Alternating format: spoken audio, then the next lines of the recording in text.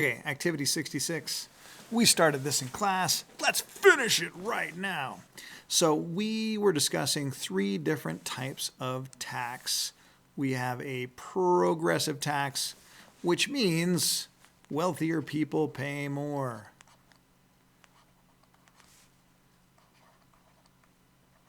Or not pay more, sorry, let me rephrase. Pay a higher percentage.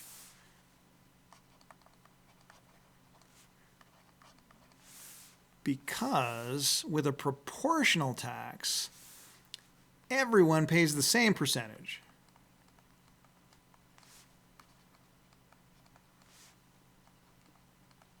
Same percent. But because if you're wealthy, you're going to wind up paying more, right? If the tax is 10% and I make $100,000 a year, I have to pay $10,000 in taxes. If I make $1 million a year, I have to pay $100,000 in taxes. So rich people wind up paying more, but we're all paying the same percentage. The final one here is a regressive tax, and a regressive tax means poor people. Well, actually, let's stick with the wealthy here. Wealthy people pay a lower percentage. Wealthy pay lower percent.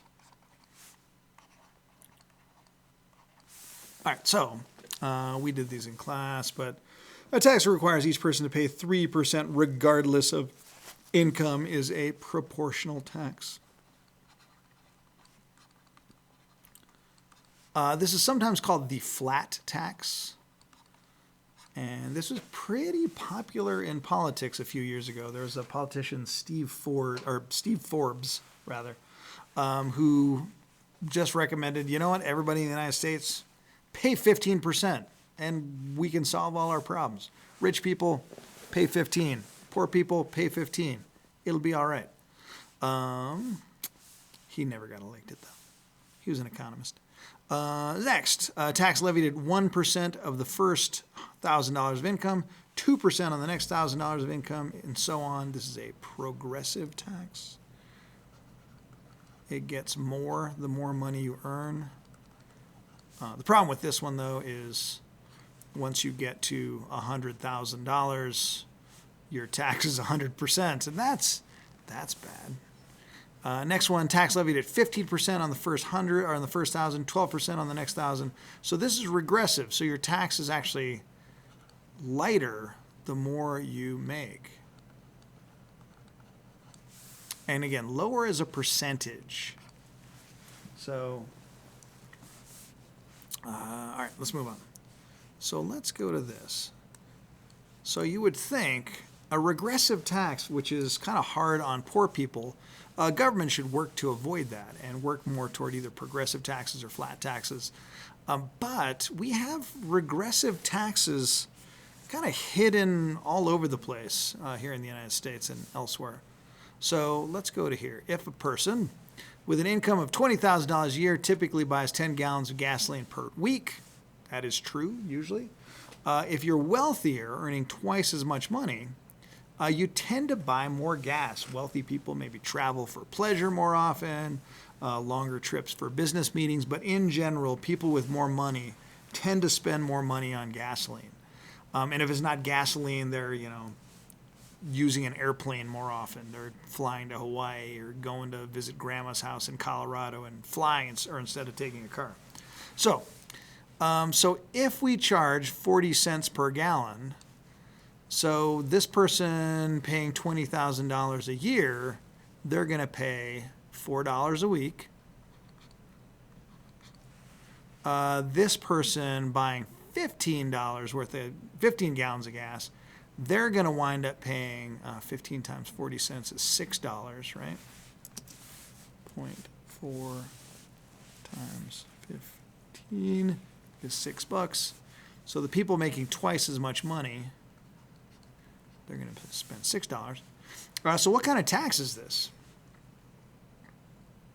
And you can look at it as a percentage of your income. So if we do $4 divided by 20,000, they're paying 0.02% in tax. So if you're making 20 grand, your tax rate is 0.02%. If you're making $40,000 a year, 40,000, 1, 2, 3. Oh, sorry, I want to go the other way. $6 divided by 40,000 is 0.0015. So they're paying 0.015%. The people making twice as much money. So this is a regressive tax.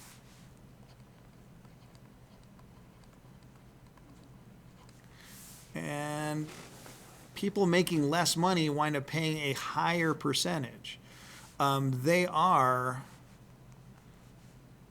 yes, the tax, if they drove the same amount, then the tax would be fine. But wealthier people tend to drive a little more, and if you drive a little more, even though they're making twice as much money, they're only paying 1.5 times the tax. So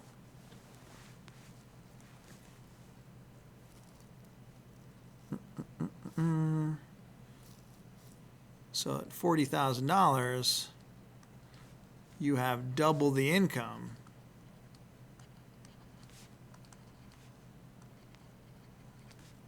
But they're not paying double the tax.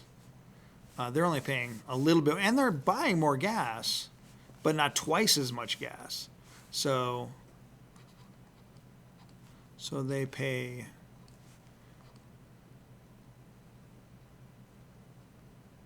50%, or sorry, they pay half the tax, or sorry, 1.5 times the tax. Hold on. I'm having math issues.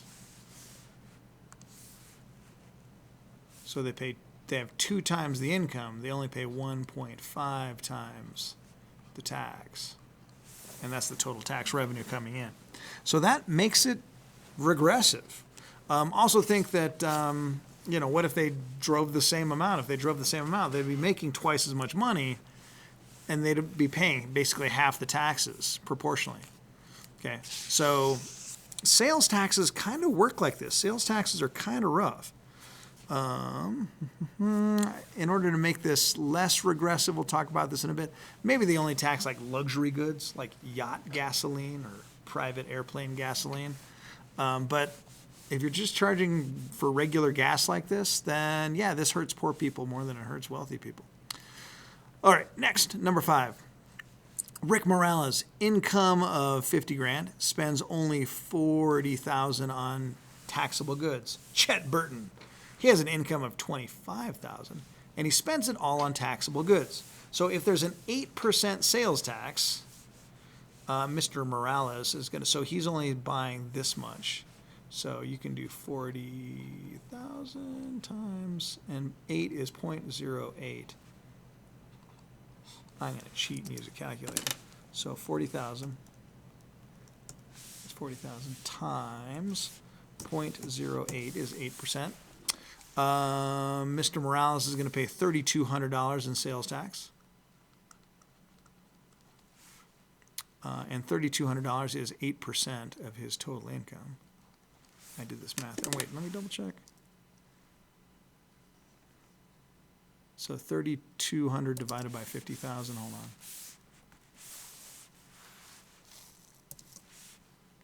on.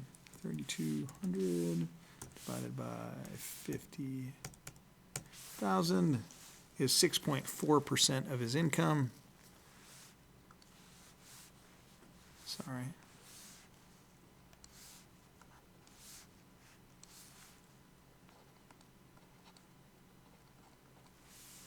Mr. Burton is going to wind up paying, and this is on the next page, 25,000 times 0.08 is $2,000.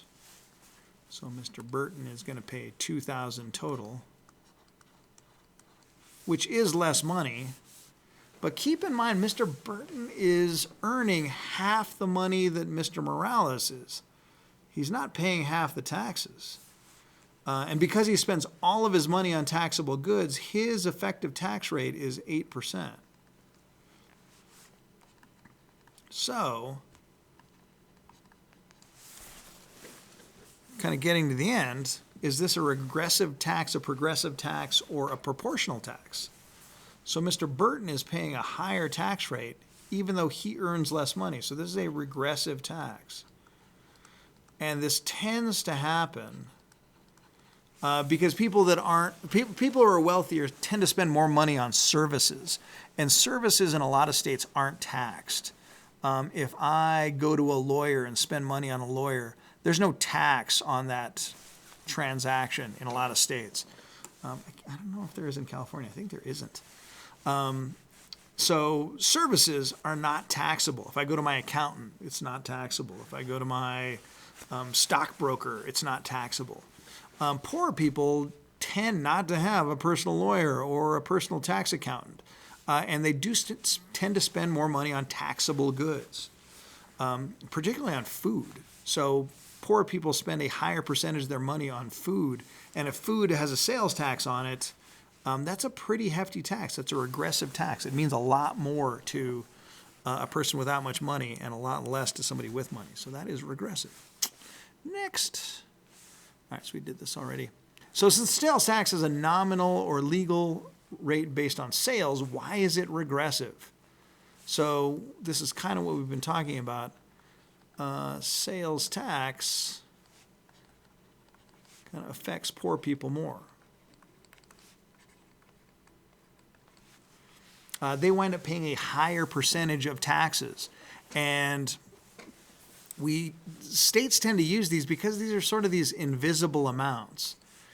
Even though these are really small amounts. When I go into the store and I buy a bag of chips, the tax is, 8 cents.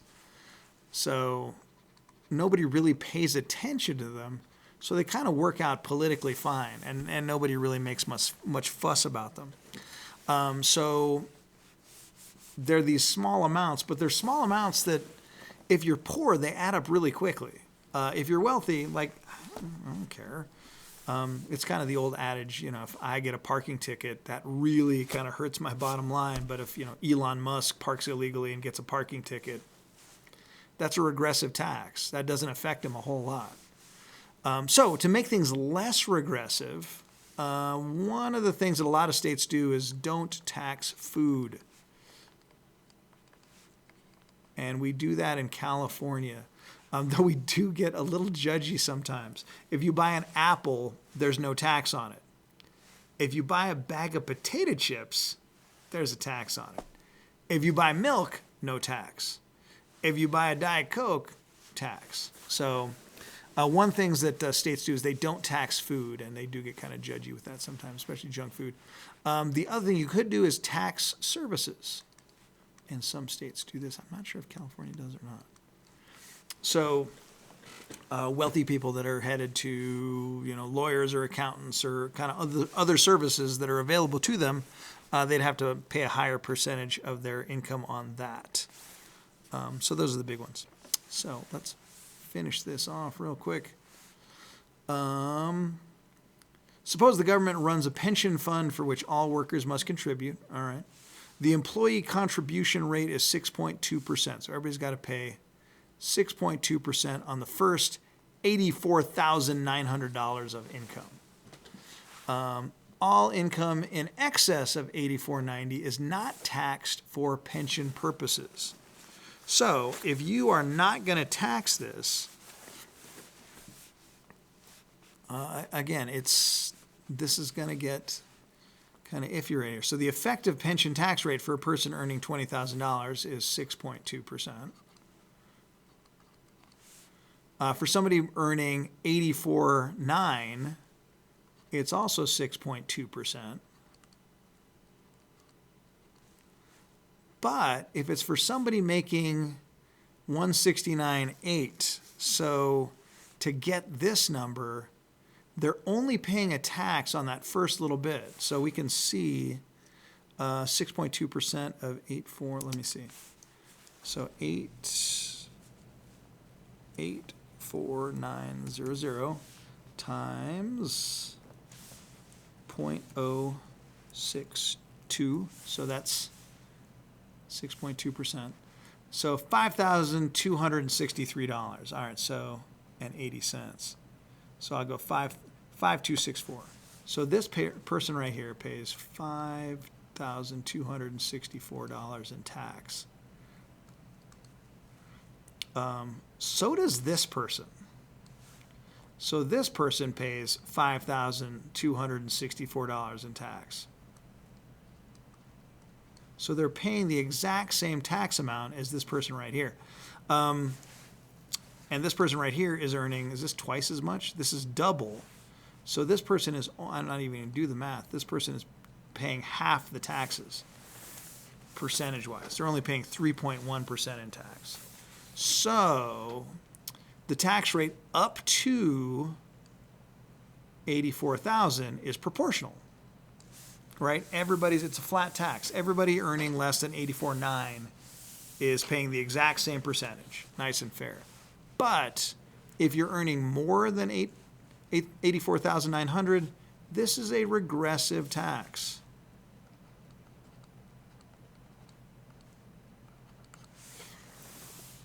Okay, in addition to this, people must pay 1.4% of their income for medical benefits. There's no income limit on medical care tax. So medical care tax is 1.45% if you're making $1 million, 1.45% if you're making $20,000.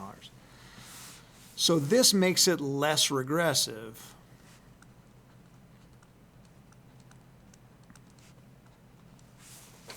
And less regressive because everybody's got to pay more tax regardless. Okay, this is more proportional.